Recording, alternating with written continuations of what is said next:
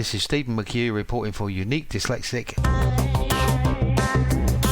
iRadio. Hello, this is Stephen McHugh for Unique Dyslexic I. Today I'd like to give you some feedback from some dyslexia research that I did for my organisation, Dyslexia Pathways Community Interest Company. I did a survey on aspects of dyslexia, from assessment and on their views on how society views being dyslexic or dyslexics, and on how they view society and how they felt about being dyslexic.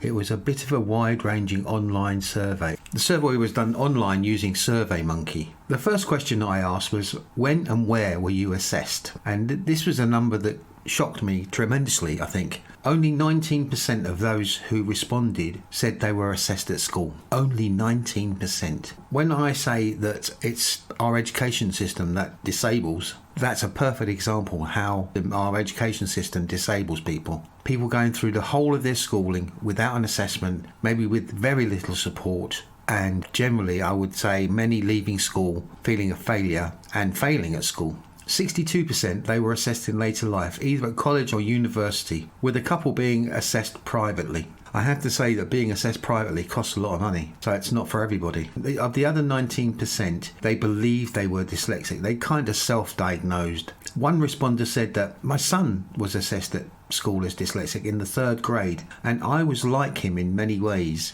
And so he basically put it together himself that he was probably dyslexic. What about you? When were you assessed? What did you think of your assessment? Did it help you? Please contact me on Steve, STEVE _McHugh @hotmail.com, or you can leave me a voicemail 078 287 414 73. This can be totally anonymous. I don't have to mention anybody's names. Please get involved. Let's have a conversation. Things have to change, and unless we try to change them ourselves, nothing will. The second question was, what problems did you face in your personal life, in education, training for work, college or higher education before you were assessed? That was a bit of a big mouthful, and I look at it now and I say maybe I would do that differently. But basically 100% of those who took part in the survey said they experienced problems and difficulties. And here are some of those responses. 1. Problems in school learning to read. 2. Sacked, bullied and rejected. 3. Frustrated by teachers at school who believed I was lazy or cheating. I left school at 15, probably worked 4 or 5 times harder than non-dyslexics. I just got tired of school. I was the same. I stopped attending at 14. I was terrified of going to school, said another. Shoved in a corner and left to rot. Lack of support and understanding. Test taking was really difficult. Making friends. Feelings of low self-worth. Lots of problems of being put down by teachers and by kids in my class. Often being told I was just not smart enough. Please tell me, what were your experiences? How would you have answered that question? You can contact me via my email. Please let me know. As I said, it's totally anonymous. Did you get access to any support for your dyslexia after you were assessed? Now, this was another question that surprised me. 60% said yes, they did, and 40% said no. That's counterintuitive to me. But on the other hand, one person said it was patronising and irrelevant, and others said that it wasn't very helpful. Some said, yep, it was absolutely fantastic and it really helped me.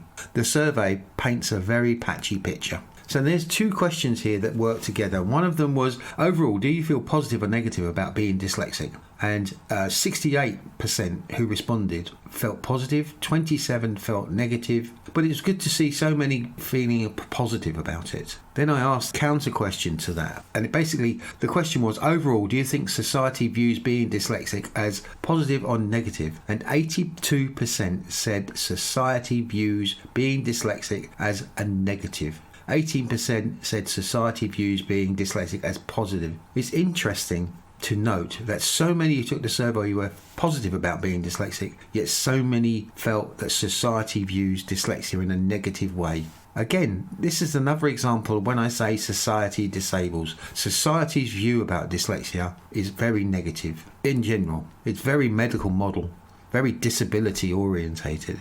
Another question asked about creativity, and I asked, are you creative in any way? 89% said yes, they were creative in some way. 11% said no. But we already know that many dyslexics are creative. Our way of thinking, the way we work, just tends to make us creative. Not all of us, but it tends to make us creative. Some of the responses included, yes, a master's in photography. Yes, art, problem solving, clinical decision making. This is a doctor, clinical decision making. It's funny, I've actually supported quite a few doctors and nurses who were really great at doing the job that they needed to do, but struggled with the spelling and struggled with writing reports. Another one said, I'm a designer. Now, dyslexics tend to be very good 3D thinkers, very good visual thinkers, so it's not surprising that many of us become designers. Another said, yes, I can always figure something out. It just takes me a while. Another said, in every way, I am creative. Another said, yes, in thinking and writing short stories and starting creative projects at work. This is what I do. I'm an ideas person. I'm one of those people. I'm always full of ideas, and trouble is, my head's full of ideas. It's getting one that's going to work, or finding ways to work, sorting them out. Which one's going to work the best and which one's not going to work. Another question said, do you think enough is being done to enable dyslexics to succeed in education, training for work or in employment? And 93% said not enough is being done. In the UK, we have something called Access to Work, where if you have an assessment, and we already know that many dyslexics don't have one, you can access support from Access to Work. It's a government-sponsored program which can help you if you're in work. For example, it can help you with providing you with software that will help you do your job more effectively. It might help you with looking at your job and helping you try to change the way your job works so that you can do it more effectively. Kind of not very many people know about it. That's the real downside of it. I've certainly used it, and a couple of times it's been very good, and another couple of times it's been a bit of a pain. Final question was, what would be the one thing you'd like to say about being dyslexic? And here are some of the responses. One said, I think differently to most people, and my cognitive performance is at 99.8 percentile. It may take me a while to get the information in, but I can work magic once it is. It's amazing. Just give it a try. Now, that would be fab, just to have somebody who's not dyslexic experience. I mean, really experience it, because being dyslexic is a life experience. You'd cut me in half, you'd see the word dyslexia written all the way through me like a stick of rock. Other responses was thinking creatively. Worse things can happen. It has shaped me. And I think dyslexic and the experiences we go through, the negative experiences, it can shape us, can give us determination, together with the problem solving and the visual thinking. These things can make us into things like entrepreneurs. 35% of entrepreneurs are dyslexic. 35% of entrepreneurs. Yeah, the population of dyslexics in higher education is only 5%. In the general population, it's 10%. Another said, I am unique. One other said to me, I'm just me. Nothing is seriously wrong. I just see things differently. Different does not have to be bad. It's unfortunate that so many of us are made to feel that being dyslexic is somehow bad, that somehow or other we are broken, which is crazy. I interviewed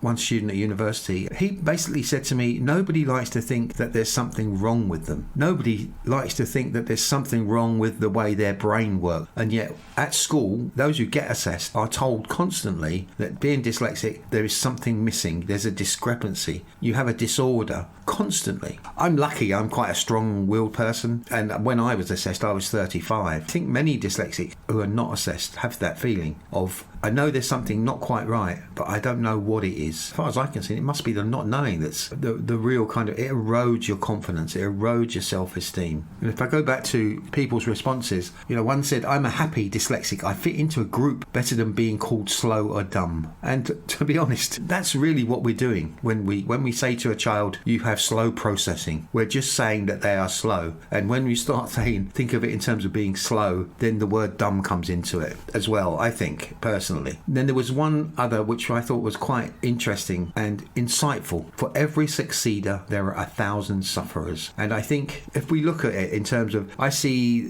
the movement for dyslexia as a superpower. And that's okay, that's fine, that's being very positive. But for everyone who believes it's a superpower, how many people don't? How many people just look at it and say, they must be off their heads? I don't know. I wonder if anyone's actually done any research on that. In terms of what I got from this, was kind of a mixed picture. I mean, it was good to see so many dyslexics feeling positive about being dyslexic. But this whole survey would have been skewed towards dyslexics who can read reasonably well. I don't know how many dyslexics who find reading a pain would have been able to answer the questions. Survey Monkey certainly wasn't. I couldn't get it to read out questions. Sound. I couldn't get that to work. So, maybe I got a very small and a skewed sample of people responding to this. So what I'd like to do is to invite any of you to contact me if you have anything to say, or you would like to answer one of these questions, or like to talk about dyslexia, either your experiences as positive or negative. Just contact me. You can send me a voice message, I think, through